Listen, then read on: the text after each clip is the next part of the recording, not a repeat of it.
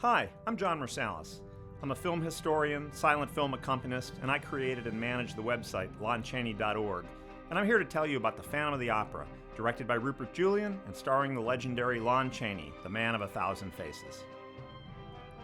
What you're watching is not the original 1925 version of Phantom, but a reissue version from 1929. With the coming of sound, many studios went to their vaults and pulled out some of their greatest hits of the past and added music and sound effects for a re-release. A number of silent classics like The Birth of a Nation, Way Down East, and The Big Parade got sound makeovers for audiences of 1929 and 30 as an easy way to milk some more profits out of an existing classic. But for Phantom, they went a step further. Besides adding a music and sound effects track, they did a major re-edit of the film. Several talking sequences were added, and all of the opera sequences were reshot with new actors to capitalize on the music and singing. This resulted in a number of significant changes to the film, and I'll point out some of these modifications as we watch the film. The soundtrack for the reissue print does survive, but we're watching this with the very fine orchestral score composed by Gabriel Thibodeau, a terrific Canadian silent accompanist and composer, and he's conducting the Musique de Montreal Orchestra. I know you're all watching this with the commentary track first in order to hear me ramble on, but when you finish, go back and watch the film with the score if you haven't already done so. This opening scene we're watching was a spoken prologue in the sound reissue. Watching this as a silent film really makes no sense at all, but this man with a lantern sequence has remained in most versions of the film. The Phantom you'll see in the background isn't Lon Chaney, but an unidentified actor used to recreate the new opening sequence. There's no new Lon Chaney footage in this version, as he was under contract to MGM when this version was done, so he had no involvement. The cost of this reissue version was $113,449, which is about as much as most of the new Universal productions of that year. The reissue print opened on December 15th of 1929 and was a huge success, earning $419,096 in revenues for Universal, and that translated to a profit of $123,428. That was an extraordinary amount of money in those early days of the Great Depression. You'll often hear this referred to as a 1930 reissue because it played throughout the spring of 1930, and that's when most people saw it. But it did open in a few cities at the end of 1929, so we refer to it by its initial release date. For those of you who are shocked by this crass commercialization of Universal tinkering with a great cinema classic as they did with this, I'll remind you of the reissued version of E.T. the Extraterrestrial, where the guns were removed by CGI, or the upcoming 3D version of Titanic. So I guess things haven't changed much in Hollywood when there's a buck to be made.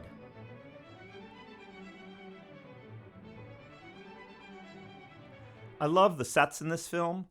They rebuilt a mock-up of the Paris Opera House, and later in the film you'll see the terrific catacomb sets. The sets are the work of several men.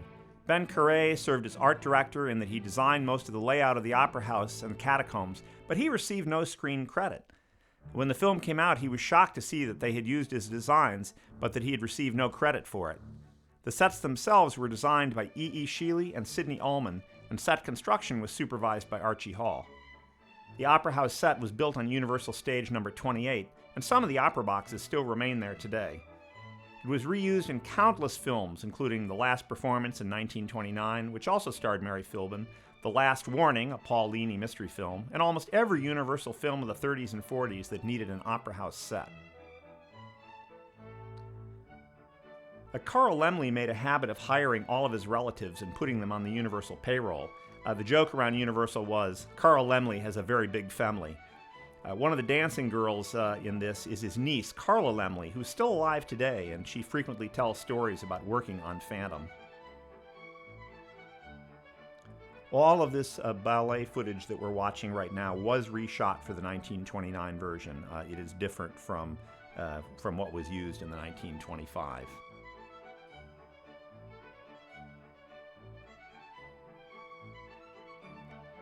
The print we were watching came from a 35mm print made from the material at the George Eastman House Film Archive. The Eastman print was purchased in the 1950s by then-curator James Card. The nitrate negative was already decomposing, as will be seen later in the picture. Phantom expert Scott McQueen believes that this version we are watching is not a mute version of the sound reissue, but is actually a foreign-release silent print from 1929. It's a plausible theory, but no one has ever been able to confirm whether this is the case or not. We do know that the surviving sound discs for the reissue print do not sync up with this print, and some of the scenes from this appear to be shot from a slightly different angle, which was common for foreign negatives.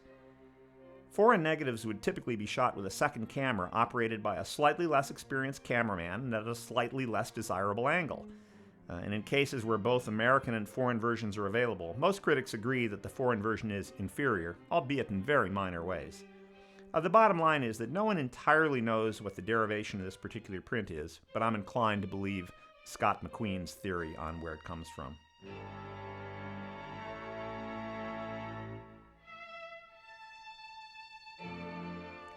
There are references here to the Phantom occupying Box 5 in the Opera House. I went to the Paris Opera House in the 1990s with the hope of visiting Box 5 just so I could say I'd been there. To my surprise and disappointment, I discovered there is no Box 5. The numbers decrease on one side of the theater with odd numbers, even numbers on the other, and they went 13, 11, 9, 7, and then I ran into a security wall. There may have been a Box 5 years ago, or perhaps this was an in-joke that Gaston Leroux teased his readers with. Some of these opening sequences, including the ballet and opera sequences, were shot in color. I'll talk more about the color when we get to the surviving color sequences of this print a little bit later. All of the opening ballet sequences, as I mentioned earlier, were newly shot for the 29 reissue.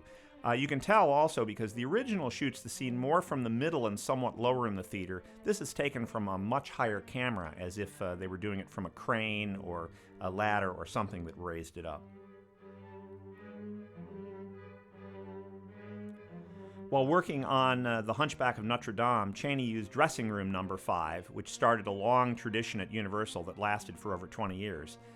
Number 5 became known as the Bouga-Boudoir and was used by Chaney again on Phantom of the Opera and was used in many subsequent horror films of the 20s, 30s, and 40s. I guess it became like a haunted dressing room at Universal. I don't know if this is actually Chaney shown in the silhouette in Box 5. It could be Chaney, a stand-in, or even a mannequin with a cape on. There's no real way to tell because the character doesn't move at all.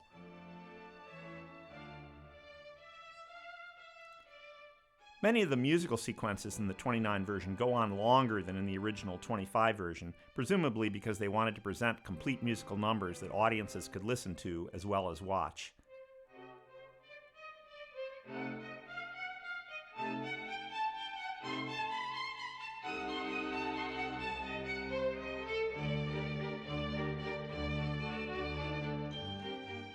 Whenever we cut to the audience in the upcoming scene, you'll notice that we're going from 1929 footage here, newly shot, and then the audience scenes are intercut from the 1925 print.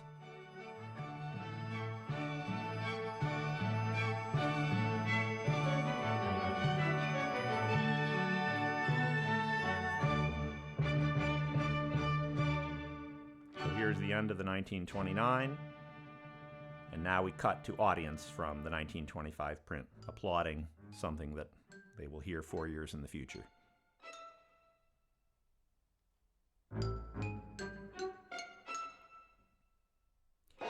The little guy here is Snitz Edwards playing Florine Papillon. Edwards is one of my favorite character actors of the silent era. He appeared in over 60 films, and many of the major classics of the silent era. He was Douglas Fairbanks' assistant in The Thief of Baghdad, and he appeared in 3 Buster Keaton films. He was Keaton's valet in Battling Butler, he appeared in College with Keaton, and perhaps most famously, the very strange attorney in Keaton's 7 Chances. His real name was Edward Newman, and he was born in 1868, which makes him about 57 when this was made. That's actually fairly old for someone working in Hollywood at that time. Later in life, he suffered from severe arthritis, and he retired from films after appearing in a small role in Public Enemy with James Cagney, and he died in 1937. One of my favorite roles with him is in an obscure film called The Cruise of the Jasper Bee with Rod LaRock, where he plays the villain in what is otherwise a very funny comedy.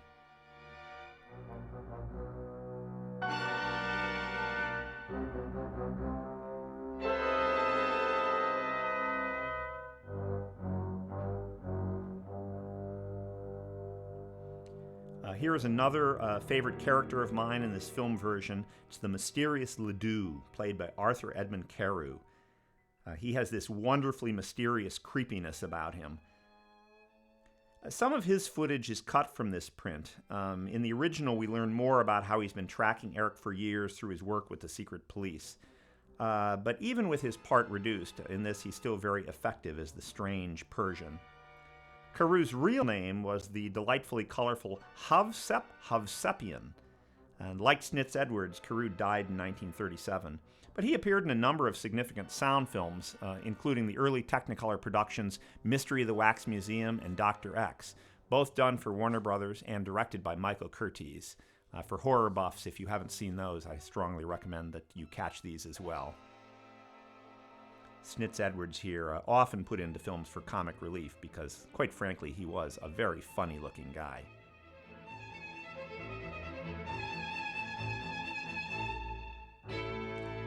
Here's yet another great character role in this film, Bernard Siegel appearing as Joseph Bouquet. Siegel has a small role in this film, but he co-starred opposite Chaney and Loretta Young 3 years later in Laugh Clown Laugh, and gave quite a wonderful performance in what was then a major role playing Lon Chaney's brother. He had nearly as much screen time as Chaney. One of the things I like about Phantom, besides Chaney's performance, is all these great character actors providing additional color and flavor to the film.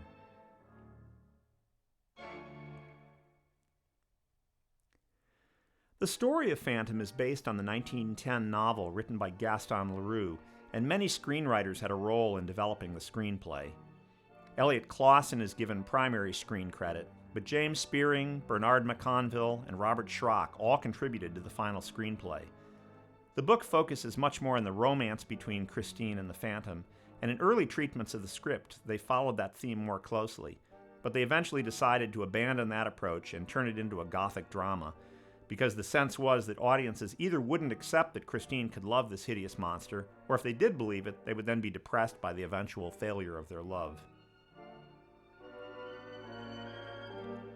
The reissue version we're watching is, frankly, not as well developed as the 1925 version from a story standpoint.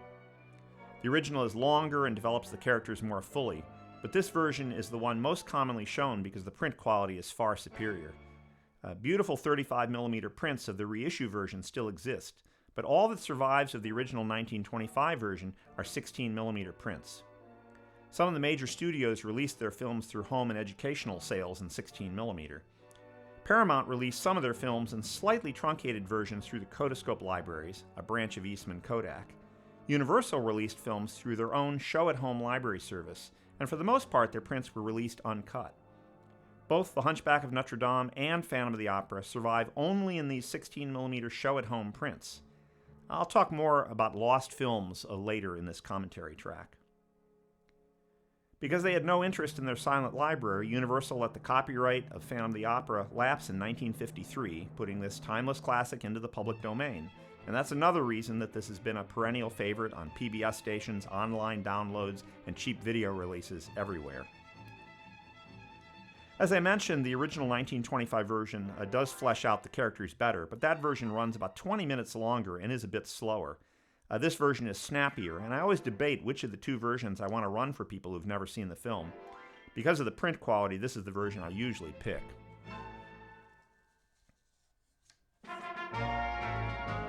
Here is the first of the significant changes in the 1929 reissue print. The actress here is Virginia Pearson. In the 1925 version, Pearson played Carlotta, the opera prima donna, not her mother. But because they were reshooting the opera footage with a new actress, they had to alter the story so that this scene would make sense without reshooting it. That actually is quite easy to do by simply substituting a few of the intertitles, and voila, Carlotta becomes her mother. It's one of the minor character changes, although later we'll see that some of the actual performers in the Faust opera also changed in the version we're watching now.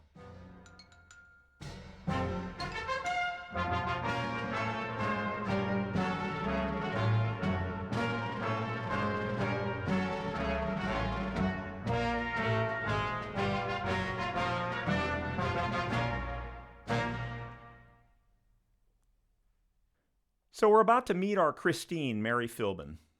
Philbin was only 17 when she was cast as Christine Daae. She had a brief career appearing in films such as The Merry-Go-Round in 1923, The Last Performance in 1929, and what is certainly her finest role as the blind girl in The Man Who Laughs, with Conrad Veidt and directed by Paul Leany in 1928.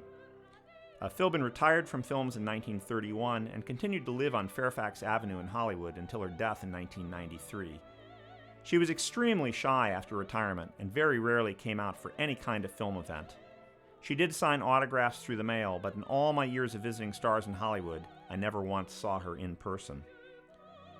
Raoul here is played by Norman Carey, who was a popular leading man in Universal films of the 20s. His real name was Arnold Kaiser, and he began his film career in the teens, appearing with both Douglas Fairbanks in Manhattan Madness in 1916 and as Mary Pickford's love interest in The Little American in 1917. Pickford must have liked him because he was cast in her next two films, The Little Princess and Amarylli of Clothesline Alley. He appeared with Chaney in The Talk of the Town in 1918, and then in The Hunchback of Notre Dame in 1923, where he appeared with Chaney and Patsy Ruth Miller, and that film established him as a major leading man for Universal. He appeared with Mary Philbin in The Merry-Go-Round in 1923, which was also directed by Rupert Julian, the director on Phantom. I'll be saying quite a bit more about Julian later. He was again paired with Lon Chaney in the 1927 MGM film, The Unknown, where he co-starred with Joan Crawford. Carey didn't fare well in sound films, and this reissue probably didn't help. He participated in the reissue and did some talking sequences. Both he and Philbin came across as very stiff, and he made only a few more sound films before retiring. He died in 1956. He's 31 years old here in Phantom and at the peak of his popularity.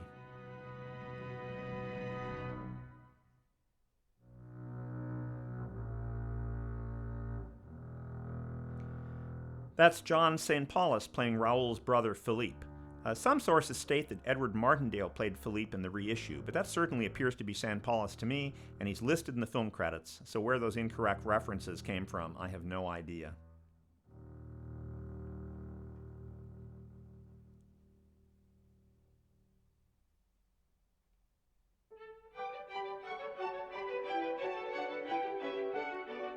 In the original version of the film, there are references to the Angel of Music that speaks to Christine from behind the mirror.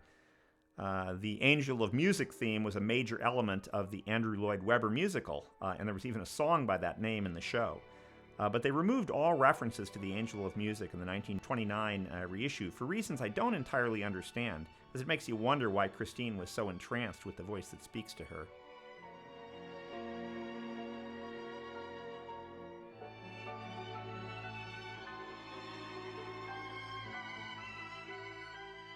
Carey and Philbin certainly make a very attractive couple, and I'm sure they were picked because she's quite beautiful and he's a very handsome leading man. But they aren't the most exciting actor and actress to watch together. They certainly don't have tremendous range in performance, but they make for very pleasing characters.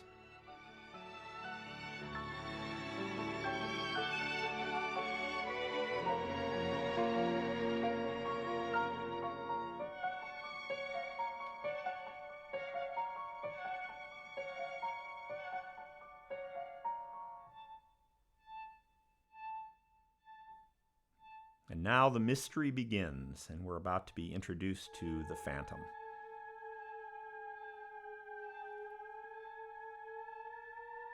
Unlike the reshot opening prologue, this is indeed Lon Chaney's shadow we're looking at, and you can tell by watching how his hands move.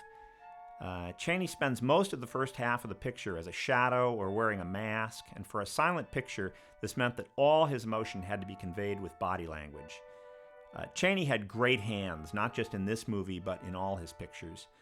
They were incredibly expressive, and I want you to pay attention to how there's almost a sensuality to the way he moves his hands and fingers throughout the film. It's quite interesting to look at, and even in some of his early teens films, I can see the character from a distance, and I'll say, oh, there's Chaney, because I can tell by the way he turns his wrist and moves his hands.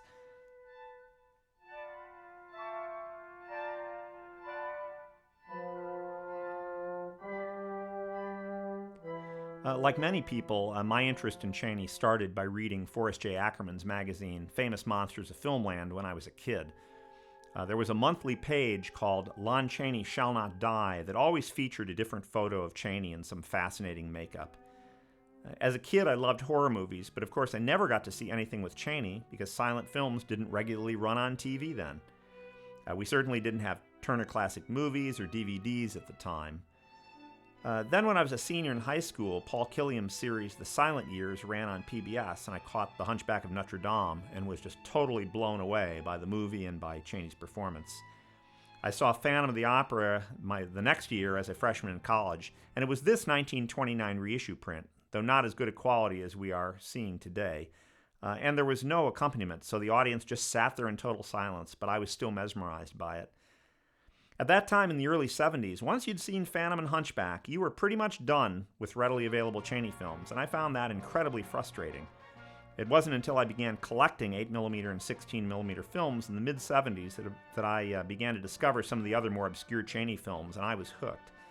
I'll talk more later in the film about lost films and why it's so difficult to see some of Chaney's films. Here's Virginia Pearson again as Carlotta's mother. All of this footage obviously derives from the 1925 version. None of the segments with the theater managers were reshot, so they simply reused all the old scenes, and hence the need to convert Virginia Pearson from Carlotta to her mother. Again, if you watch enough Chaney films, you'll recognize his hands and his gestures.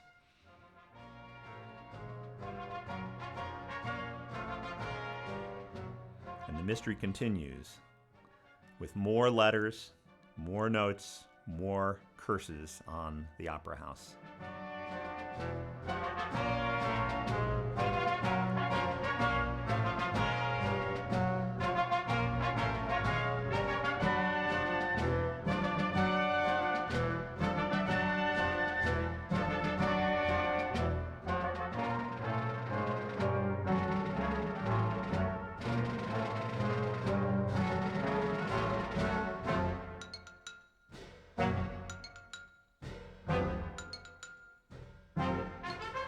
You can even tell in this footage from the 1925 that even by 1929 there was already some wear on the negatives, because the 29 footage is spotlessly clean and some of the 25 is already showing some scratches and signs of wear from the various prints that were struck off the 1925 negative.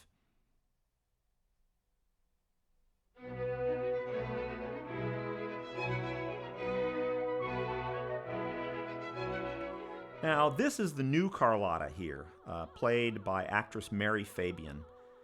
This appears to be her only film credit, and she was likely a stage actress who was picked for the role. Her singing voice was used for the soundtrack, so she is actually singing, and I think she was picked more for her voice than anything else. But she was brought in specifically for this and has no other film credits. I've tried to track her down and learn more about her, and there's very little out there on Mary Fabian.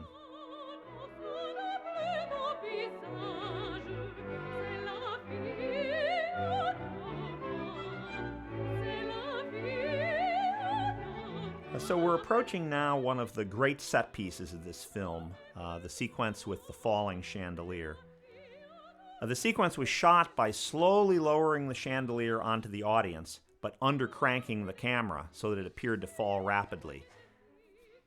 I'm guessing it was probably shot at something on the order of 6 to 8 frames per second, and then in the silent, most likely projected at about 20 frames per second. Rupert Julian was the director, and he wanted the scene to go to black with the chandelier crash. That doesn't make a lot of sense for a couple of reasons. First, it then leaves you with a silent movie with nothing on the screen to see. And second, it wouldn't make sense anyway because the chandelier is not the only lighting in the theater. The cinematographers and the art directors argued with Julian about it, but he insisted, and he was a very demanding director. Cinematographers often carry around a piece of blue filter to look at a scene, and by looking through they can determine how the contrast will look in the final film. Getting tired of arguing, cinematographer Charles Van Anger decided to get a blue poker chip and he was holding it in his hand, putting it up to his eye, looking, saying, "Yes, this looks good. This looks very good."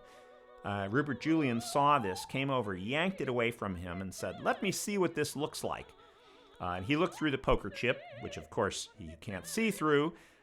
He obviously saw nothing and said, "Now this is the way I want it." And that's the way they shot the scene.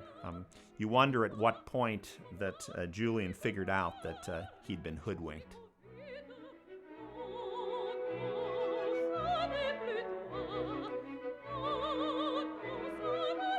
This scene goes on much longer than it should for a silent film because they wanted Fabian to be able to sing all of the Jewel song from Faust before the chandelier falls, and they timed it out so that the chandelier would crash just at the end of the piece. The opera footage here is all new, but the intercuts of the audience and the chandelier falling, again, are all from the 1925 version. Inserting musical numbers or talking sequences into silent films was pretty common in 1929. Following the success of The Jazz Singer in 1927, there was a move to convert any ongoing silent films into talkies. In this case, it was a little different because they planned the entire reissue around the new sound footage. But in other films, a silent film would be made into an ersatz talkie by cutting in a couple of talking sequences into the silent footage.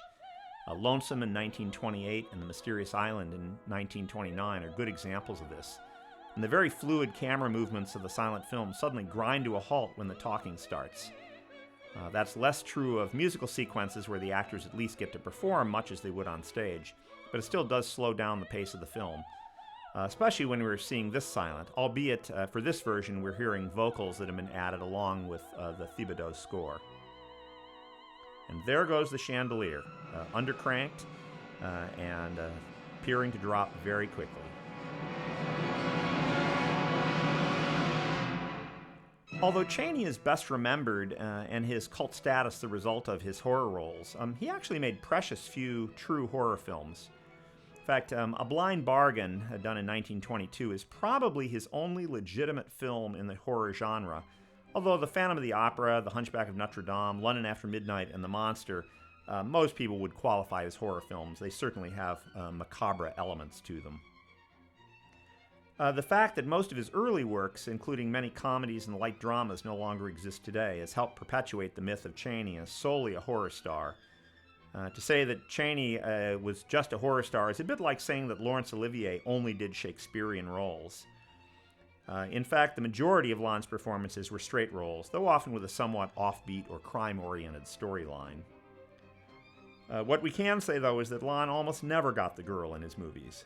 Even when he plays a sympathetic or heroic role, he rarely gets the girl, though there are exceptions. Nomads of the North and The Shock are two rare examples of later films where he gets the girl. And in While the City Sleeps, he doesn't get his first choice, Anita Page, but he does get a consolation prize with Polly Moran. I don't think Polly Moran is much of a consolation, but it's, I guess, better than nothing. Some of the later MGM films were shot with alternate endings, sometimes shooting a happy ending for American audiences and a more downbeat ending for the Europeans. One example of this is Laugh Clown Laugh, where in the surviving ending, he falls to his death. But in an alternate happy ending that is now lost, he survives and there is a suggestion that he'll end up with Loretta Young, but it's left a little ambiguous. While Lon had tremendous screen presence, he clearly wasn't the character type that was going to be cast as a heroic leading man. This shot of Norman Carey we just saw hiding behind the curtain was used in the artwork of a number of the phantom print ads in newspapers. They would often shoot scenes, and then an artist would take the photograph and convert it into a sketch that would be used in newspaper print ads. And the scene of Carey at the curtain is one of the ads, but many other scenes were used as well. I'll talk a little more later about one critical sequence now missing from the film that was used very widely in the print ad.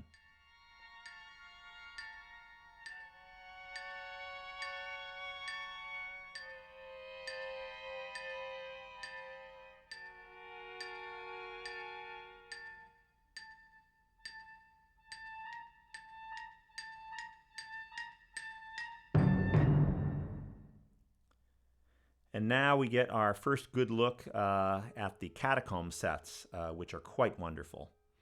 Again, the design of Ben Carré, who sketched out all the basic elements of the catacombs.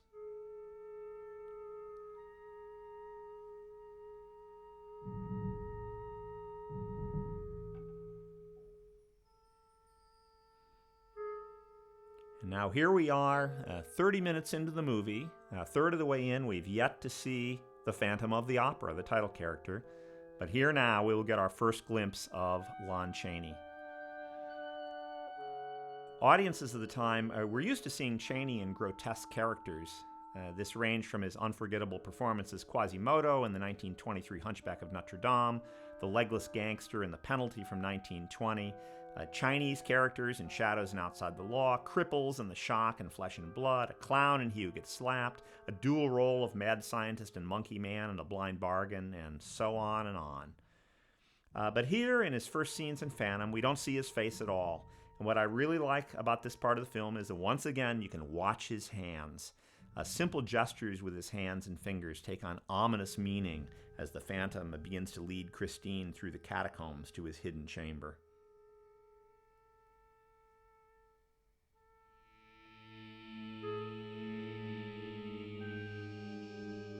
There's an apocryphal story that has circulated over the years that states that Irving Thalberg at MGM loaned Chaney to Universal to make Phantom because he realized that the film would be a huge success and would elevate Chaney's box office draw. It's a great story and it makes a wonderful copy for movie star magazines, but it just isn't so. Chaney was still a free agent at the time he made Phantom and did not have to negotiate a release from MGM. Chaney appeared in Universal productions beginning as early as 1912, and he worked exclusively for Universal until 1918. But Universal was, frankly, on the low end of the production quality scale, and in 1918 he went freelance. He continued to work sporadically for Universal in films such as Todd Browning's The Wicked Darling in 1919 and Outside the Law in 1920. He returned to Universal for The Trap in 22, The Shock and Hunchback of Notre Dame in 1923. Chaney had no particular love for Universal or Carl Laemmle, but he recognized a good opportunity when he saw it and recalled his tremendous success in Universal's The Hunchback of Notre Dame 2 years earlier, so there was no question that he would accept the role of the Phantom. While Phantom is hailed today as one of the masterpieces of the silent era, this was a movie that almost never got made, as it was plagued from the start by production problems. Rupert Julian, an actor and director who had worked at Universal since the teens, was selected to direct. Julian had previously worked as an actor with Lon Chaney in The Small Town Girl and The Kaiser, the Beast of Berlin, a performance that made him famous as the most villainous of villains. Critics wrote about how amazingly evil Julian was and how effective he was as the Beast of Berlin, because he was in reality a very autocratic director who reveled in bullying everyone on the set, including Lon Chaney. Julian and Chaney weren't even speaking to each other through much of the film, and reports have it that Julian would tell someone else, "Tell Lon to do such and such," and Chaney would reply back, "Tell Julian to go to hell." The script went through numerous rewrites before and during production. Unconfirmed rumors have it that Chaney directed some scenes while Julian was storming around the set. To make matters worse, Julian's wife, actress Elsie Jane Wilson, who was apparently quite a prima donna in her own right, marched around the set, loudly expressing her opinion of how the films should be shot. By the time the first principal shooting ended, Julian had shot about 35 reels of film for what would eventually become a 9-reel picture, though in a very early version it was cut to 22 reels for a length of about 4 hours. That version was never shown in theaters, as Universal realized it was insanely long. After shooting was completed, the picture was previewed in Los Angeles in January 1925. Carl Laemmle, the head of Universal Pictures, was unhappy with the preview and ordered that additional footage be shot. Edward Sedgwick, who is better known as a fast-paced comedy director, was assigned to direct a new climax. Additional romantic subplot footage was also shot, with Ward Crane playing a rival of Norman Carey for Mary Philbin's affections. Walter Anthony was hired to write new intertitles. In April 1925, the film in its new form was again previewed, this time in San Francisco, and Carl Laemmle was still unhappy with the reception the film received. This screening almost didn't happen. Universal planned a huge opening and brought up Mary Philbin and Norman Carey, as well as Universal stars Hoot Gibson and Reginald Denny for an appearance on stage with the film. As the train was just about to pull out of the LA station, the general manager of the studio realized that all the film hadn't been delivered to the train. The train had to leave immediately or they would miss the show. Reginald Denny was a former flyer in the British Flying Corps in World War I, and he volunteered to go back to the studio, pick up the print, and fly it to San Francisco. It took 5 hours by air back then, with refueling stops in Bakersfield and Merced, but he landed at Crissy Field in San Francisco and delivered the print on time. Most of the new scenes, except for the exciting climax, were junked. New scenes with comedian Chester Conklin were added, as well as more new intertitles. After viewing this version, Laemmle ordered the comedy scenes scrapped, and still more intertitles were rewritten to account for the many changes. The film finally premiered on September 6, 1925 in San Francisco. That original 1925 version is available on the Milestone Film Ultimate Phantom of the Opera DVD, and I'm making this shameless plug for that version because I did the score for it.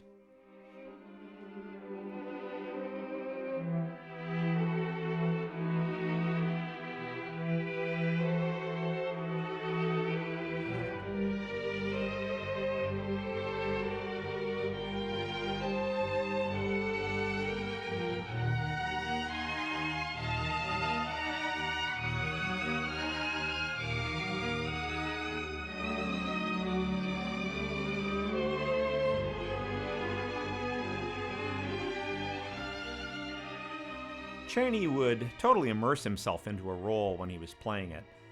In a lengthy interview with Ruth Waterbury in the 1920s, he was quoted as saying, "There is no Lon Chaney. There is only the character I'm creating." And in a 1930 interview in the same vein with Gladys Hall for Motion Picture Magazine, he was quoted as follows, "When I am playing a part, I am sometimes, while I am working, lost in the character I have to be. That means that I may be, for the time of working, sad or tragic or thoughtful or scheming. But the instant I leave the set, I close that compartment of my mind. I turn, so to speak, the key in the office door and forget all about it. I've trained myself to do this. It may be some form of self-protection." While Chaney would become totally wrapped up in the roles he played, he had some interesting quirks to keep his tension level low. In his early days, when he was traveling with theater troupes, he was a pretty good artist, and he drew caricatures of the other actors in the road company to pass the time. And actress Esther Ralston, who appeared with him in Oliver Twist, said that he would knit off stage between scenes as a way of relaxing. And there's an eBay item I'd bid on, a sweater knitted by Lon Chaney.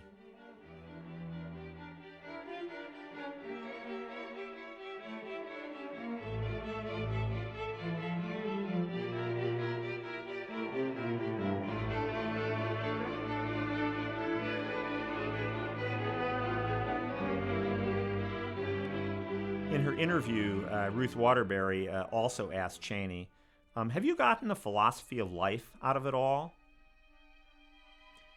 Chaney responded, "It's in my pictures. I've tried to show that the lowliest people frequently have the highest ideals. In the lower depths, when life hasn't been too pleasant for me, I've always that gentleness of feeling, that compassion of an underdog for a fellow sufferer. The Hunchback was an example of it. So was the Unknown, and in a different class of society, Mr. Wu. I try to bring that emotion to the screen. Beyond that, I don't fuss." And it is very true. Chaney worked very hard to elicit sympathy for his roles. He did it probably most brilliantly in The Hunchback of Notre Dame, but even in The Penalty, where he plays an utterly brutal gangster who had his legs unnecessarily amputated as a child, you see the agony in his face of this poor, tormented soul. It's something that really made him a great actor.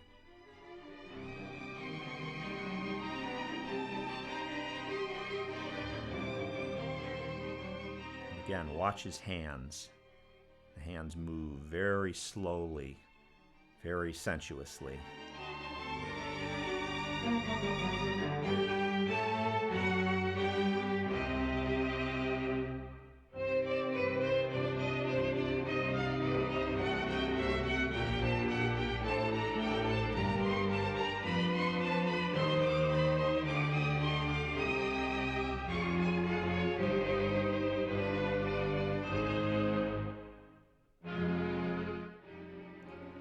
If this bed looks familiar, it was sold by Universal at a props auction, and it turned up years later as Gloria Swanson's bed in Sunset Boulevard.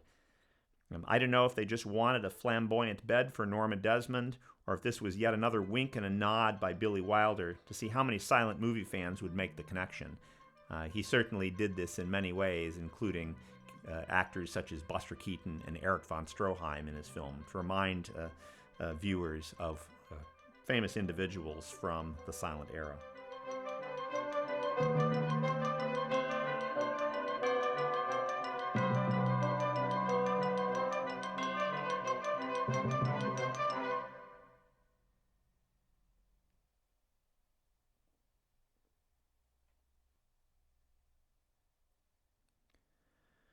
The sequence coming up here is where we begin to see signs of the nitrate decomposition present in the Eastman House print that this material derived from. When nitrate film begins to decompose, it gets the mottled appearance that you'll see in several sequences here. Eventually it starts bubbling and turns to goo, and in very advanced stages of decomposition it can react explosively with oxygen and literally blow up. A number of vault fires at studios occurred due to a nitrate print exploding and taking out the entire vault with it. A famous nitrate vault explosion and subsequent fire at MGM in the 1960s destroyed the last known prints of Chaney's London After Midnight, The Big City, and The Tower of Lies. Those are the three late Chaney films that are on many fans' want-to-find lists. But given how old the nitrate prints would be today, it seems highly unlikely at this point that any of them will turn up anywhere. Nevertheless, we can hope to be surprised someday. Once again, I'll be talking more a little later in the commentary about lost films in general. The modeling of the image you see is present in every print of the Phantom reissue that I've ever seen, suggesting that the nitrate was already decomposing in the 1950s when the Eastman print was made. And virtually every print of the reissue version derives from that Eastman material.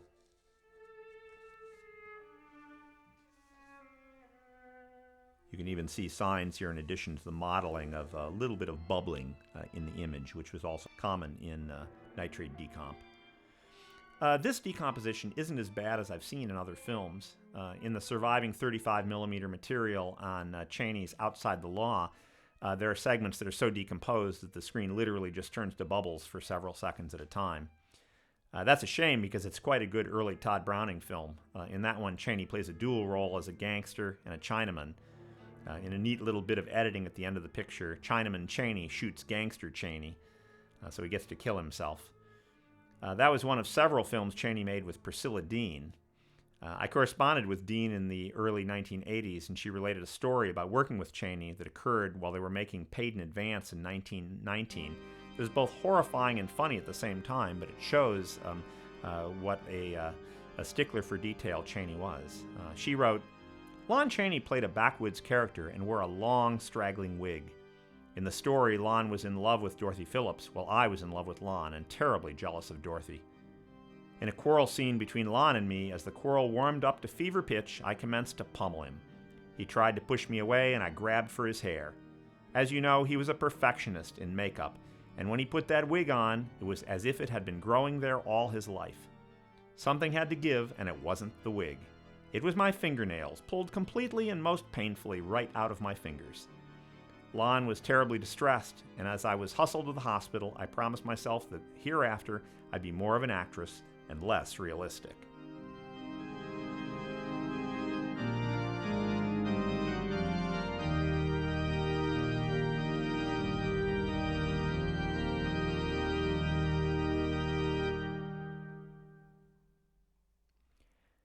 We're now approaching what is, in effect, the climax of the first half of the film, the legendary unmasking scene.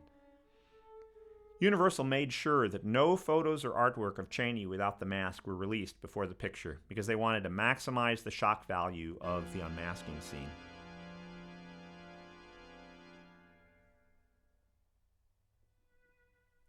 What I don't know is whether Mary Philbin had seen Chaney's makeup before the scene. Chaney did his own makeup, and it's quite possible that none of the cast or crew saw him unmasked before this scene. It certainly would have been an effective way to elicit additional shock from Philbin, And if you watch her in the scene coming up, she really does look shocked when she sees him for the first time.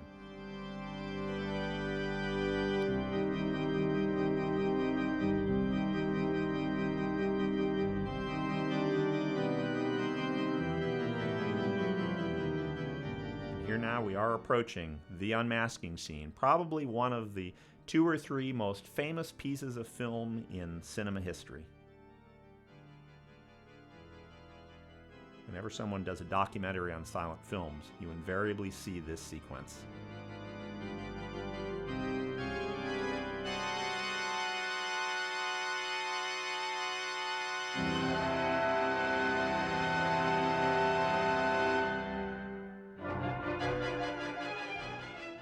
The unmasking scene may seem tame by today's blood and guts slasher movie standards, but it delivered quite a jolt in 1925. Several press reports told of patrons fainting in the theaters during the famous scene. Other theaters reported women screaming.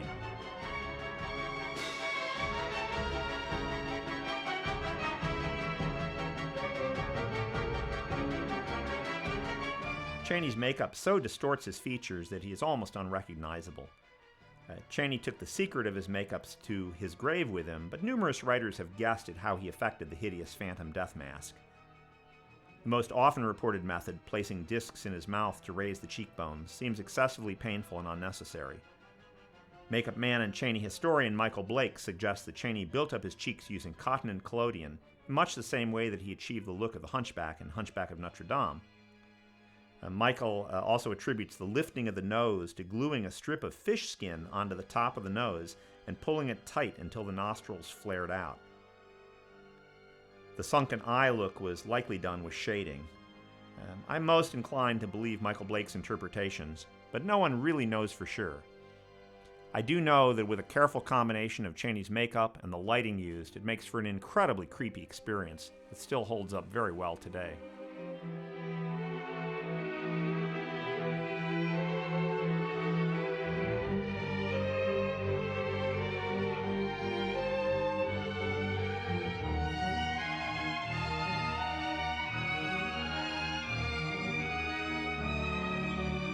The lighting here is quite extraordinary. Lighting technicians typically weren't credited in the mid-20s, and much of the lighting was under the control of the cinematographer. I love the cinematography throughout the film. 3 cinematographers, Charles Van Enger, Milton Bridenbecker, and Virgil Miller, all worked on the picture. They make great use of shadows and spotlighting throughout. Rupert Julian was no great artistic director based on his other films, so I have to attribute much of the look to the art director and the cinematographers. Virgil Miller in an interview once said that Chaney said to him, "Virg, make me look frightening and repulsive, but at the same time make the audience love me." Van Enger was probably the most accomplished of the 3, and I'm guessing that much of the credit for the overall look of Phantom belongs to him.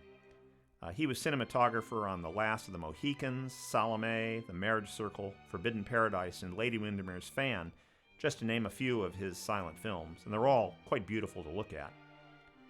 Van Enger worked well into the sound era and even worked in television into the 1960s on shows like Lassie, Dobie Gillis, and that great classic of modern television, My Mother the Car.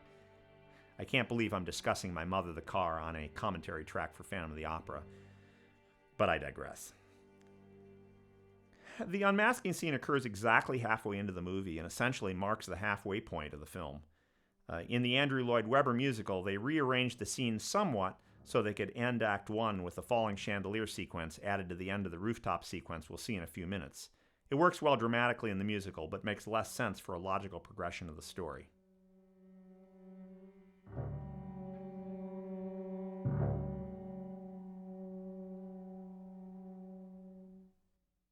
Several sequences of Phantom were originally shot in the early 2-color process, including the opening scene, the closing scene, some of the opera sequences, and the ball mask sequence we're seeing here.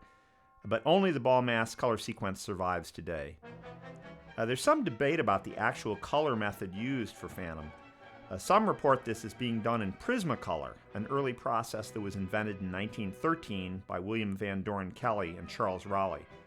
But other equally reliable sources report this as being done in 2-color Technicolor. The footage we are watching right now was taken directly from a 2-color Technicolor nitrate print. So what you are seeing is definitely Technicolor, but it's possible that this was converted from earlier Prismacolor elements. Like the story of the Phantom itself, this is a mystery that we may never entirely solve. Edward Estabrook was brought in as the cinematographer just for the color sequences because he had experience with the new Technicolor process. He went on in the late 20s to photograph Redskin, another two-color Technicolor silent. He worked into the 1930s, but he didn't really have much of a career after Phantom.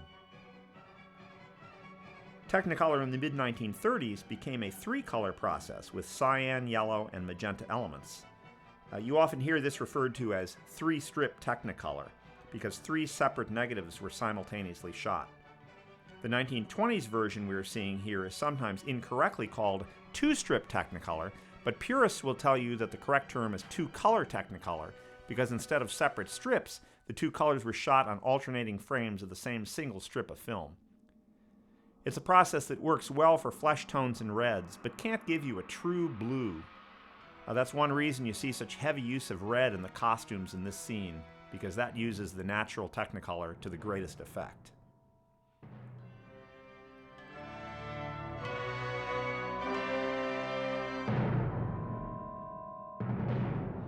Here's Chaney again as the Red Death. And once again, I want you to check out the great hands and the way he moves them. By the end of this commentary track, you're going to think I have a hand fetish, and I probably do when it comes to Chaney. Color processes were very expensive in the 1920s, so for a major production like Phantom, Universal chose to shoot a few key scenes in color, but shooting the entire film in color would have been prohibitively expensive. A few silent features were shot entirely in color, but it's an extremely small list. By my count, there were only about 11 silent-era features shot in color, and a few of those are early color processes that predate Technicolor. For Technicolor, there's really only The Toll of the Sea in 1922, The Wanderer of the Wasteland in 24, The Black Pirate in 26, The Viking in 29, and The Part-Talkie Mysterious Island also in 1929. Of these, Toll of the Sea, The Black Pirate, and The Viking all survive in color, and they're quite lovely to look at. Even in the 1930s and 40s, Technicolor was used sparingly because of the cost. It really wasn't until the introduction of the inferior but much cheaper Eastman color in the early 1950s that color movies really began to take off. If you ever have a chance to see an original Technicolor dye transfer nitrate print, don't miss the opportunity. The original dye transfer prints are quite stunning to look at. When there's no color in this version, you'll notice that this film has used appropriate tints for scenes. This was a common technique in the silent era, tinting night scenes blue, fire red, daylight yellow, and so forth.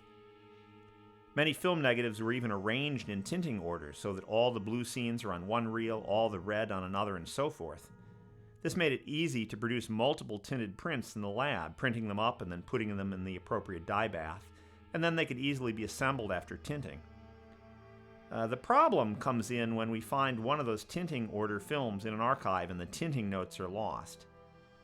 Years ago, film historian and preservationist Kevin Brownlow found the original 1922 Sherlock Holmes with John Barrymore in tinting order, but with no notes.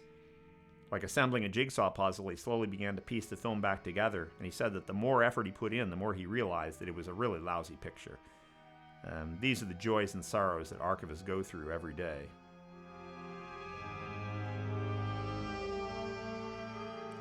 This scene was originally done in what was called the Handschlegel process that allowed coloring of specific portions of the frame. The way they did this is a separate print of the sequence was prepared with all but the area that you wanted colored blocked out. They would then develop that film, and the film would now take up a dye in the exposed area, and this could then be printed directly onto a black and white print using a dye transfer process. The original Handschlegel footage in this sequence no longer exists, but it has been recreated using hand painting on the 35mm print used for the sequence in this release.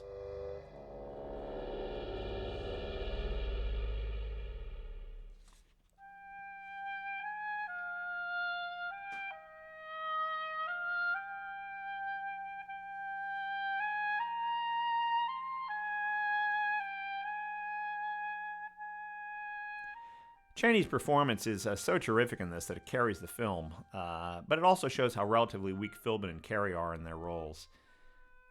Despite their leading roles, they were really just minor supporting players providing a backdrop for Chaney. Somewhere about here in the film, or shortly after this sequence, there was originally an extended graveyard sequence with Lon Chaney playing the violin. If you've seen the Andrew Lloyd Webber musical, you'll remember this as the Wishing You Were Somehow Here Again sequence, which is one of the more powerful moments in the show. The sequence was shot for this film, and I have stills of Chaney playing the violin, but in early previews, many people felt the scene, with Christine mourning her dead father, was too grim, and the entire sequence was removed. The scene of the Phantom playing the violin, however, was used in many of the print ads. This must have been confusing to audiences who see him with a violin in the ads, but playing an organ in the movie.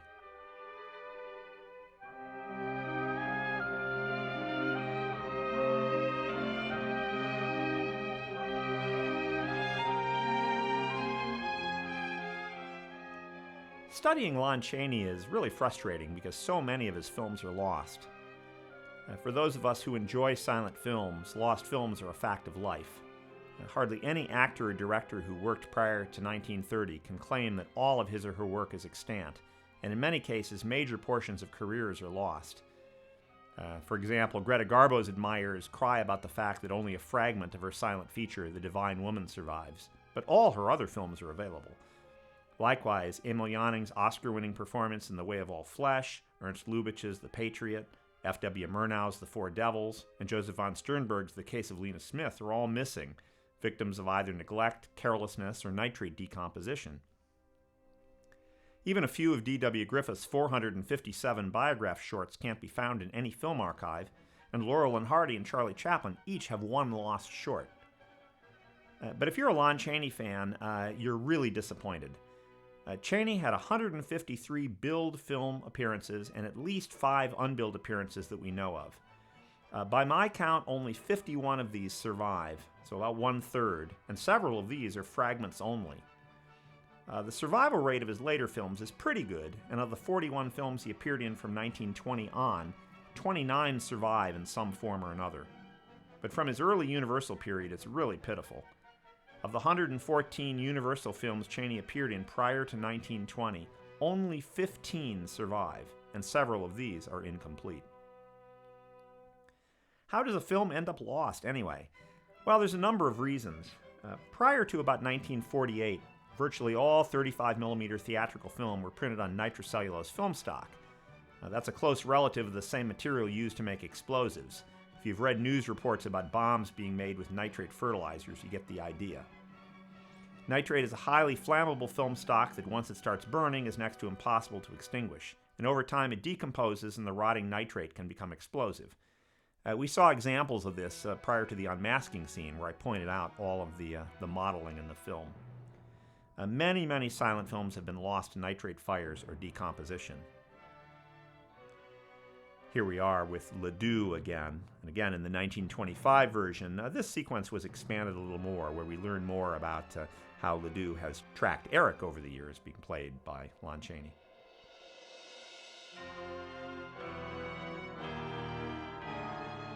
Getting back to lost films, you've probably heard figures like 90% of all silent films are lost, but that's a slight exaggeration.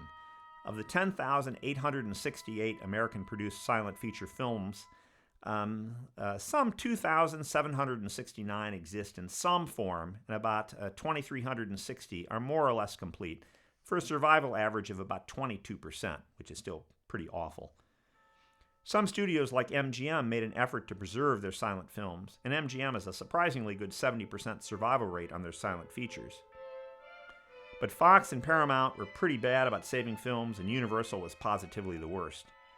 In 1948, facing rising costs associated with storage and insurance for their original nitrate prints, Universal had every silent film in their vaults melted down to extract the silver from the prints. The only titles saved were those that had a soundtrack. This would have resulted in almost complete elimination of the Universal silent output, if not for the show-at-home prints I mentioned earlier, and they released Hunchback and Phantom as show-at-homes, and that's why they survive. As I mentioned previously, this print of Phantom survives as the foreign release print of the 1929 Sound reissue, which presumably was saved just because it was associated with a Sound release. So many of Chaney's key performances are missing, especially those done in his early years at Universal, that it's nearly impossible to study the development of his screen persona. If I could locate some lost films from which to judge Chaney's career, I'm not sure quite what I'd pick, but I think it would be an odd list. Certainly his first makeup role, the sea urchin from 1913, or one of his early comedy roles like an elephant on his hands, also from 1913, would be fascinating. Chaney directed several films for Universal in 1915, including The Stool Pigeon, For Cash, and The Oyster Dredger, and I'd love to see any of those. Chaney directed a film called The Chimney Secret in 1915, where he both directed and played a double role. Many years ago, I acquired the remains of the estate of George Chaney, Lon's youngest brother.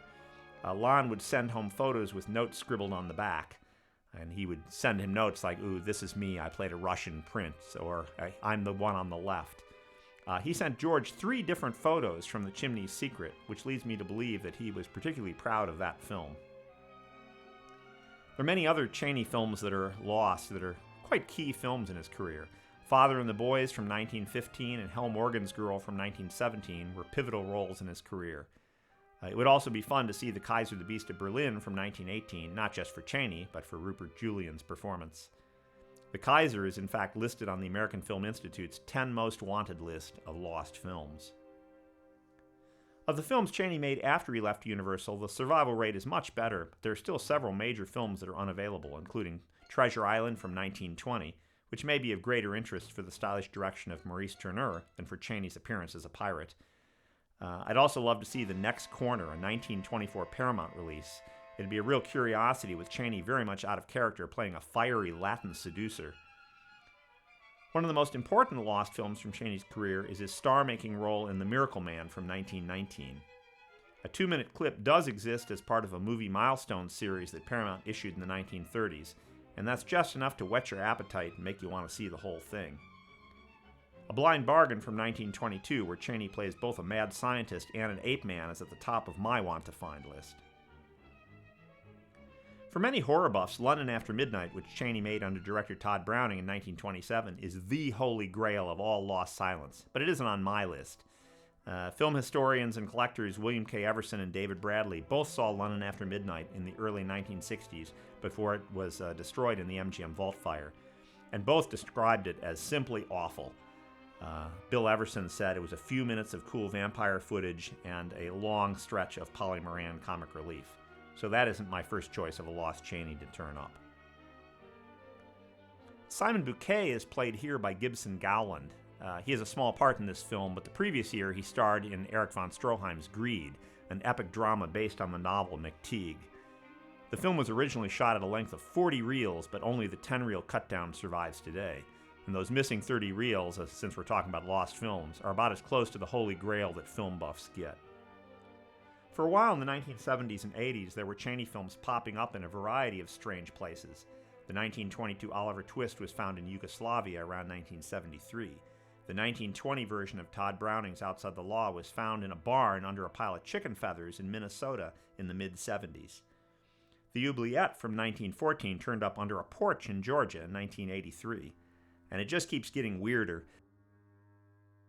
In 1978, in the Canadian Yukon, when an excavation for a new recreation center was begun in Dawson City, a bulldozer came up with a shovel full of reels of nitrate film.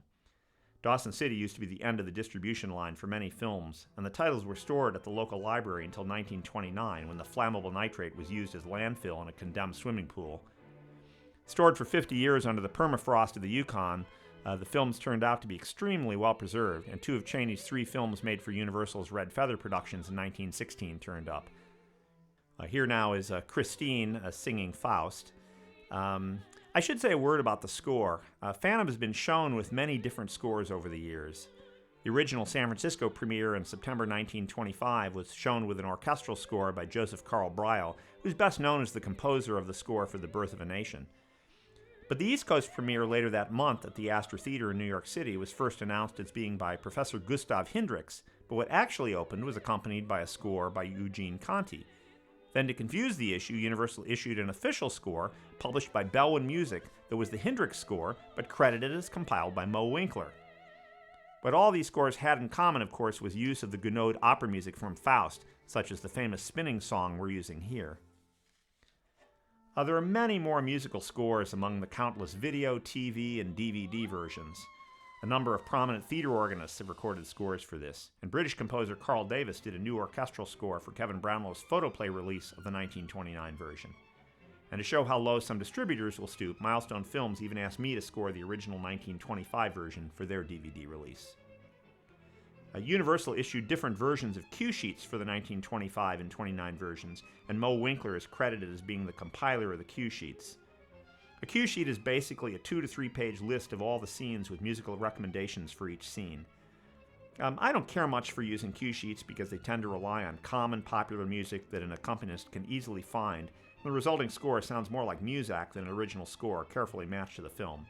But I did use the cue sheet when matching up some of the Faust music for the score. Here's Arthur Edmund Carew again as Ledoux. As I mentioned, in the 1925 version, there's several sequences with Ledoux that are expanded, and we learn more about him. But they've cut out much of that explanation in this release, which is okay because it just leaves him as kind of a mysterious figure that's never explained.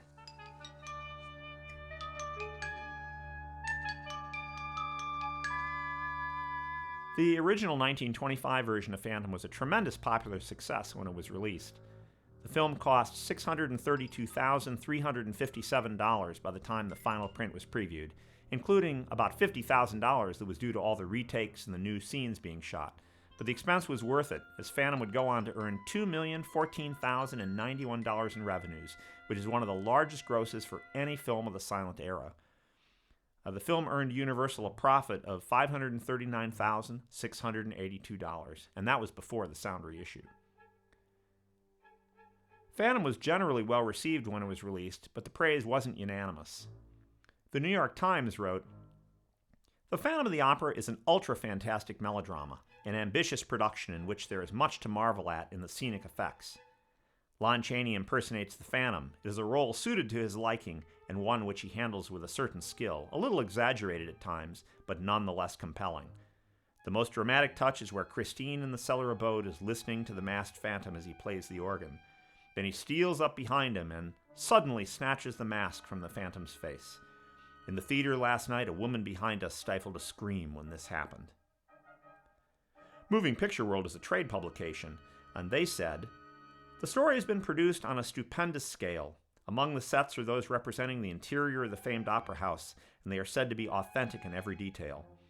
This effect has also been enhanced by presenting many of the scenes in natural color. Obviously, the title role was one for Lon Chaney, and he gives a superb performance. Here was another chance to distinguish himself as an unrivaled artist in character makeup, and he has done just that." And while the film was very popular with the public, some critics really hated it. Variety hated the picture, and they said this about it: "Universal has turned out another horror. This newest of U specials is probably the greatest inducement to nightmare that has yet been screened. Lon Chaney is again the goat in the matter, no matter if it is another tribute to his character acting. His makeup as the hunchback within the Notre Dame Cathedral was morbid enough, but this is infinitely worse, as in this instance his body is normal with a horrible face solely relied upon for the effect. It's impossible to believe there are a majority of picturegoers who prefer this revolting sort of a tale on the screen." Phantom was certainly a profoundly influential film. It has inspired at least 5 film remakes in 1943, 62, 83, 89, and 90, numerous rip-offs, and the blockbuster Andrew Lloyd Webber musical. A personal favorite knockoff of mine, albeit a strange film, is Brian De Palma's The Phantom of the Paradise from 1974, which is a rock music version with Paul Williams both writing the score and appearing as the Phantom. It's really strange. Check it out. If you compare the 1925 version of Phantom with the musical, you'll be struck by how similar they are, and Andrew Lloyd Webber has acknowledged in interviews how much the Chaney version influenced him. The Chaney version of Phantom is listed by most historians as one of the 10 greatest films of all time and shows up on virtually every list of both great silent films and great horror films. In addition to enjoying his movies, I've always been interested in Chaney's life. And researching Chaney's life is difficult, and not just because he died in 1930, which then eliminates the possibility of sitting down with a ghostwriter and knocking out a good autobiography, as so many other stars and directors have done. Chaney, the actor, was somewhat of a recluse. He led a quiet, modest life, which is not the material that makes for shocking exposé biographies. I've interviewed a number of actors and technical staff who work with Chaney, and when asked what he was like in private life, with few exceptions, the answer was always the same. Priscilla Bonner, who worked with Chaney in Shadows, put it best when she told me, "He was a nice man, but I didn't know him very well." Chaney himself admitted to preferring an anonymous lifestyle.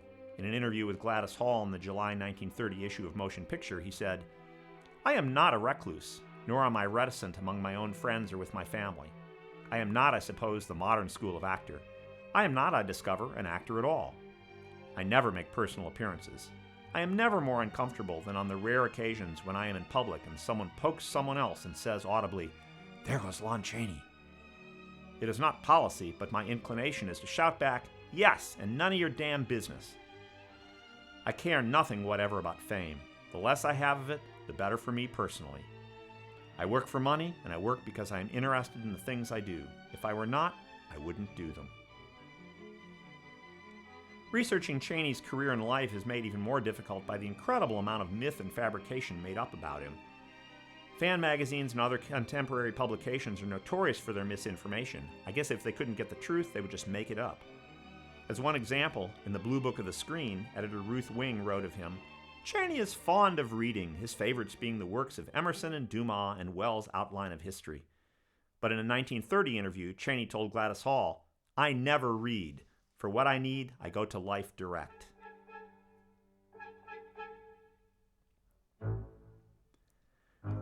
Lon Chaney's story is now the stuff of legend. Lon's maternal grandmother, Emma Kennedy, had 2 daughters and a son, and all 3 were born deaf-mutes. Kennedy turned the tragedy of her children into action, and she founded the Deaf and Blind Institute of Colorado. Her eldest daughter married Hugh Harbert, who edited the Colorado Deaf and Blind Index published by the Institute. Her younger daughter, Emma, married a deaf barber named Frank Chaney. Leonidas Chaney was born to Frank and Emma in Colorado Springs on April 1st, 1883. Always called Lon by his friends and family, he was the second of 4 children born to deaf-mute parents, but his older brother John, his younger sister Caroline, and his youngest brother George all had normal speech and hearing. Lon dropped out of school in 4th grade to take care of his mother, who was bedridden with rheumatism, so he had very little formal education, but he was clearly well educated from non-conventional sources, because later in life he wrote articulately on subjects as diverse as makeup and prison reform. Many credit Chaney's wonderful ability to do pantomime on the fact that he had to converse with his mother at a young age by acting out the events of the day for her. John Chaney had been working as house manager of a local theater and arranged for Lon to work as a prop boy at the Grand Opera House. Lon found the work amusing, but felt he needed a real job. He ran errands for a while in a mining exchange, and he also led tour groups up to the top of Pikes Peak. He worked in the window shade, drapery, and carpet laying business, and having learned the trade at a local store, accepted a position with Corditz and Feldhauser, the largest drapery house in Denver. He stuck with the job for 3 years, but when John wrote that he wanted Lon for a new production of Cid Pasha, a comic opera their local company was producing, Lon said goodbye to the drapery business, and we can all be thankful of that. Lon was a natural dancer and a born comic, if you can believe that about the man known for his horrific roles. He developed a variety of fast and furious comic dances that could bring the house down at every performance. If Cid Pasha had flopped, the way so many amateur productions do, Lon might have returned to the interior decorating business, but miraculously it was a hit. With money in their pockets and a cocky air of success, the boys produced Gilbert and Sullivan's Mikado and hired professional actors for the key parts, and again they had a hit on their hands. So in 1901, the Chaney brothers took their newfound company on the road with a production of Fra Diavolo, a musical, an operetta that was later done by Laurel and Hardy in the 30s. The boys dragged the show from town to town in Colorado, but the job of ticket-taking, bill posting, building sets, managing, and acting was just too much for them. The tenor of the show, Charles Holmes, offered to buy the show and keep them on as actors, so they sold out.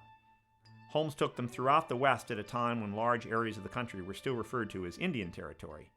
He led them through Oklahoma, Kansas, Missouri, Nebraska, the Dakotas, Minnesota, Arkansas, and Texas. Many of the cow towns they played were starved for entertainment. The troupe was always enthusiastically received. The theaters were usually stores, halls, schoolrooms, and tents. In an interview with Ruth Waterbury, Lon recalled a performance of Said Pasha where coal oil lamps were used for the footlights. When the scene called for a light change, one of the performers would wander to the front of the stage, still delivering lines, and turn the lamps up or down to suit the mood. During the tour, Lon and Cleva Creighton, a lovely young 16-year-old singer who had joined the troupe in Oklahoma, were married. They were married in May of 1905. The company was performing The Beggar Prince in Columbus, South Carolina, when funds ran out and the group was stranded. William Cranston, a Canadian theater manager, heard of the company's predicament and wired them funds to reach Halifax, Nova Scotia.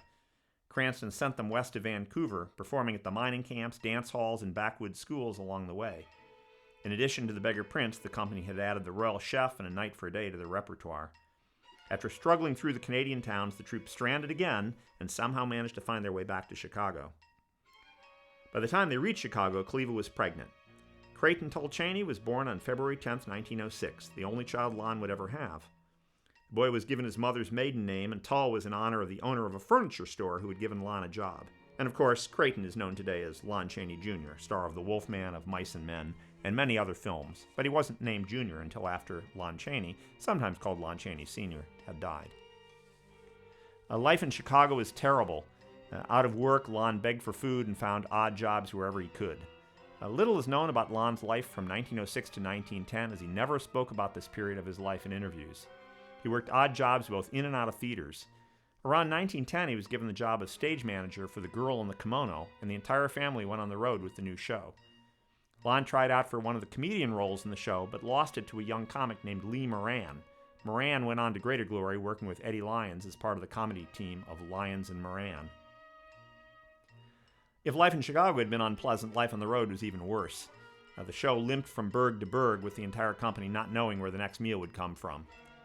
John Chaney had moved to Southern California and was working as a theater manager, so when the show finally folded, Lon took his paltry savings and moved his family to Los Angeles. Lon found it relatively easy to find work in L.A. He spent 6 months at the Olympic Theater with a musical comedy stock company and made $35 a week, which was a princely sum in those days. He then moved across the street to the Grand Opera House, where Roscoe Fatty Arbuckle, Robert Z. Leonard, and Francis White were the stars. Years later, Robert Leonard would direct Chaney in the film Danger Goes Slow.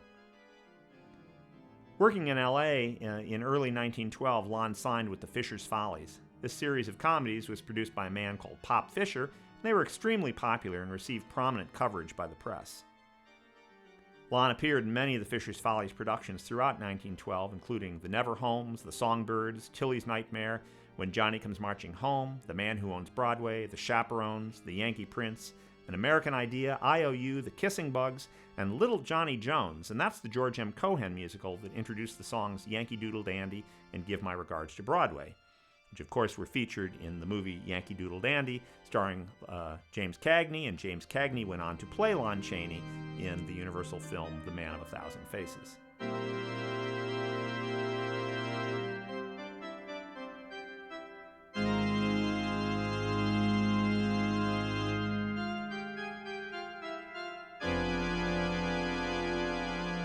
I want to digress from telling you about Chaney's life for a moment to point out this next sequence coming up. This was another example of the Handschlegel process with hand coloring. As with the rooftop sequence, the original Handschlegel is lost, and this is not original footage, but it's been recreated for this particular release.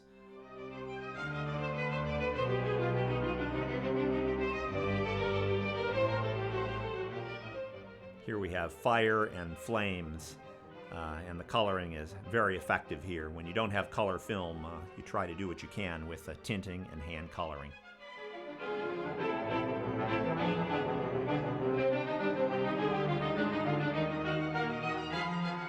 No one really knows exactly how Lon Chaney first entered films, but we know that he appeared as early as November 1912 in a Universal production called The Honor of the Family. He was still working in the theater in 1912-1913, and he must have been walking across town from the theater to Universal production companies to try and pick up quick work to add a little income for his family. Relations with his wife began deteriorating during this period, possibly because his popularity was growing and hers was fading. If you've seen A Star is Born, you know where this is heading. On April 29, 1913, Cleva attempted suicide by drinking bichloride of mercury. She survived, but her singing voice was ruined. Lon went on to file for divorce. He got custody of Creighton, and he never spoke of Cleva again. In 1915, he remarried to Hazel Hastings, a chorus dancer who had appeared in some shows with Lon, and they remained married until Lon's death. Lon would often even tell people that Hazel was Creighton's mother. By August 1913, Lon had his first billed appearance in a comedy called Poor Jake's Demise, and amazingly, this early film has recently been uncovered by film archivist and historian Serge Bromberg, and it's a delight to see what Chaney could do with a comedy.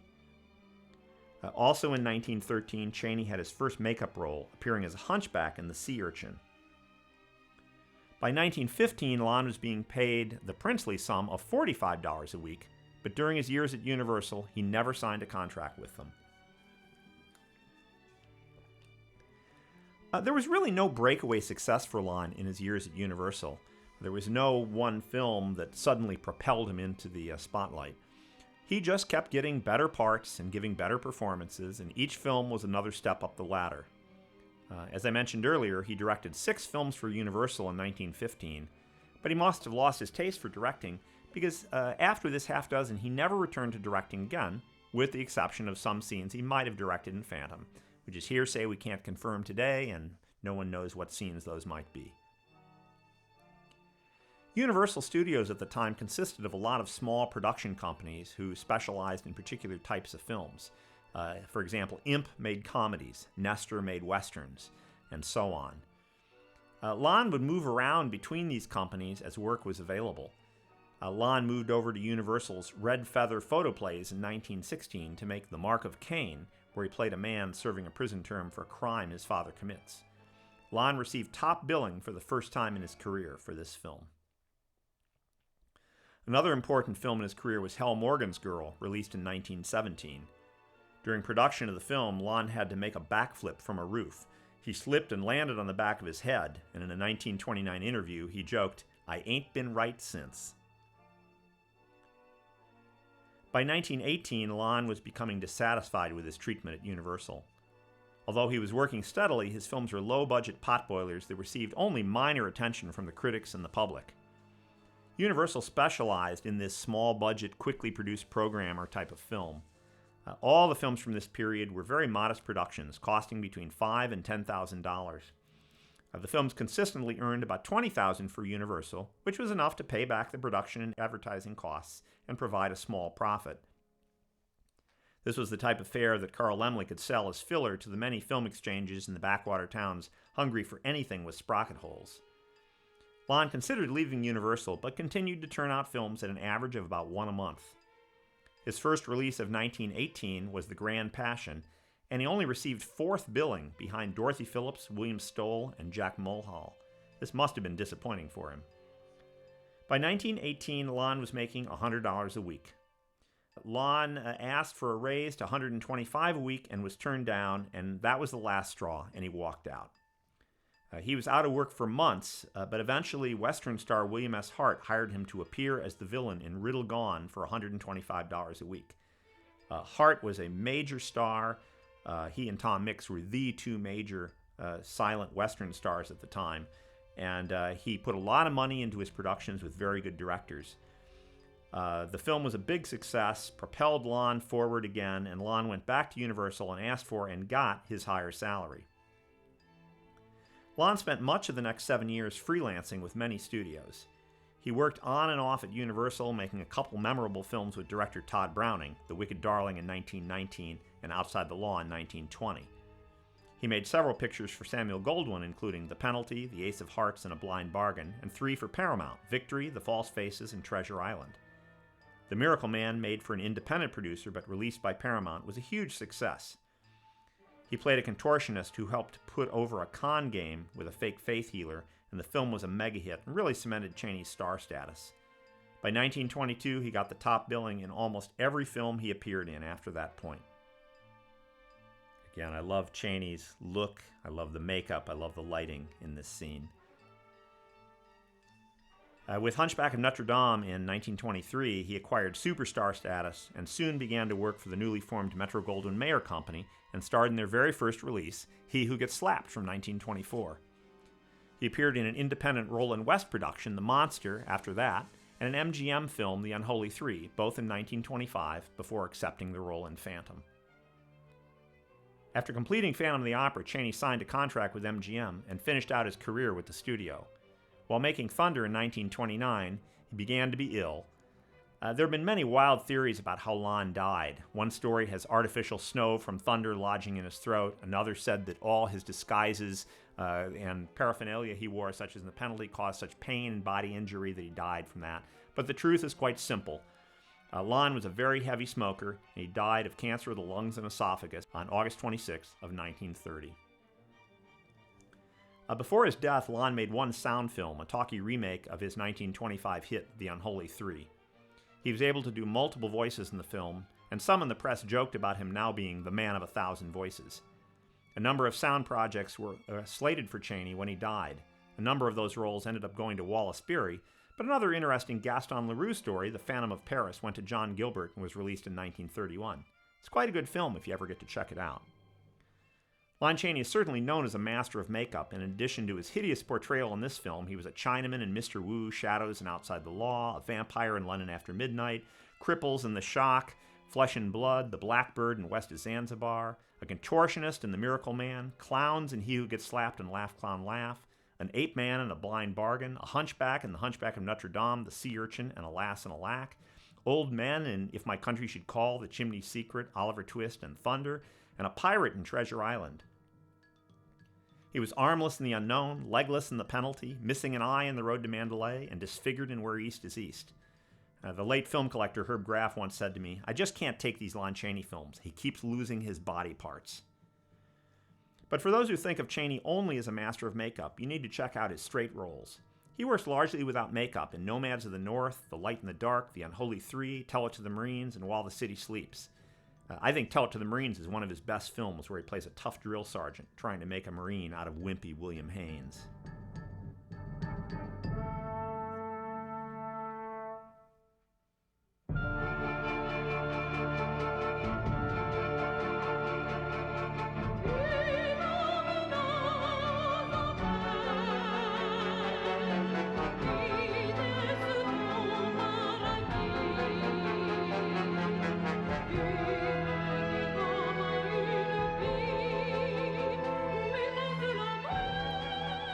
The original ending had the Phantom found by the mob lying dead at the keyboard of his organ. And there are scenes of that, still scenes of that shot. But this was considered too much of an anticlimax by Carl Laemmle. And Eddie Sedgwick, as I mentioned earlier, was assigned to direct this new climax we're seeing, in which the Phantom escapes the mob by first commandeering a carriage with a subsequent chase on foot through the Paris streets to the bank of the Seine. This certainly adds an exciting climax to the film, and the lighting here is particularly effective, I think. As we close, I feel obligated to acknowledge a number of people who contributed directly and indirectly to this commentary track, and to point you to some other recommended reading and films. I highly recommend the excellent two-part article by Scott McQueen in the September-October 1989 issues of American Cinematographer, and I've gotten quite a bit of material for this commentary track from that article. And for the definitive biography of Lon Chaney, I recommend Lon Chaney, The Man Behind the Thousand Faces by Michael F. Blake. Michael is a successful Hollywood makeup man, and his detailed descriptions of the makeups Chaney created are alone worth the purchase price. David Pierce and David Shepard, the producer of this DVD, also provided useful information to me while I was preparing this commentary track. And finally, I'll make a shameless plug for my website, lonchaney.org, where I have information on all of Chaney's films.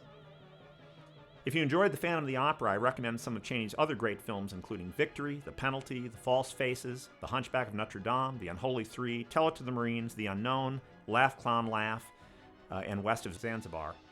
Even some of the really weak films like The Trap, Flesh and Blood, The Road to Mandalay, and Mockery are worth seeing, if only for Chaney's performance.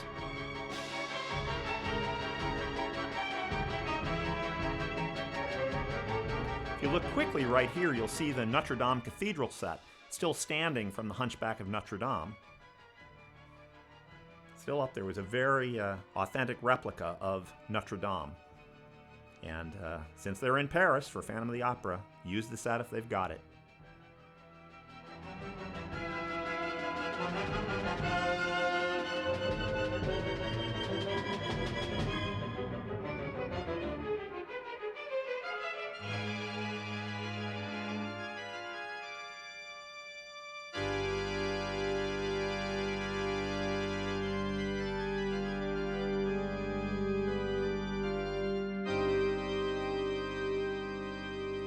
And in this final scene, we see the utterly mad Eric, totally crazed now, first holding off the crowd and then giving up.